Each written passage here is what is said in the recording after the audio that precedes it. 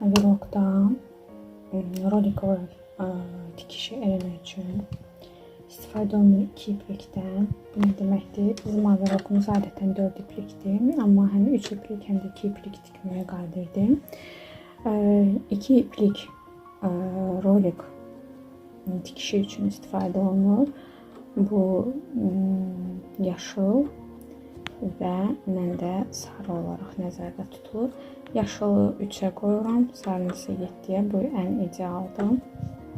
Yəni ki, bu mənim maşınım üçün ən idealdır və mənim maşınım singerdir. Bundan başqa bıçağı yığışdırırıq.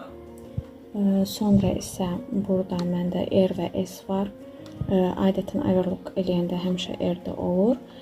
Rolik tikişində isə R olmur, S də olur. Yəni ki, bunu qaytarırıq geri. Diferensialımız budur. Adətən normal şəkildə bu 0-da olur.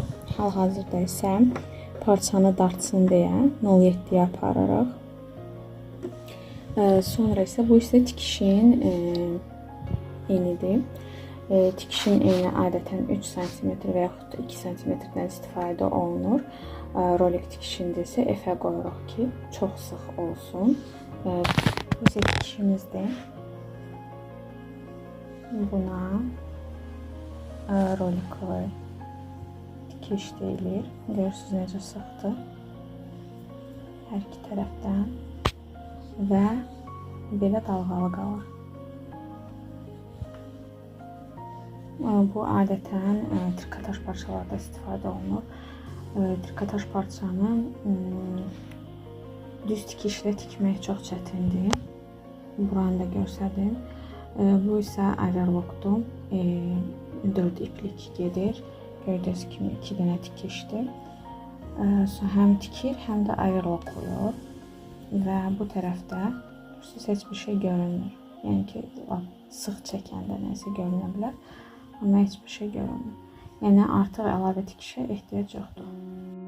Bunlardan qolun aşağı hissəsini, ətəyin aşağı hissəsini eləmək üçün istifadə etmişəm. Bundan başqa boğaz hissəsini, bura boğaz hissəsidir və ön hissəni dəqiq göstərəcəm. Bu da ön hissəmizdir.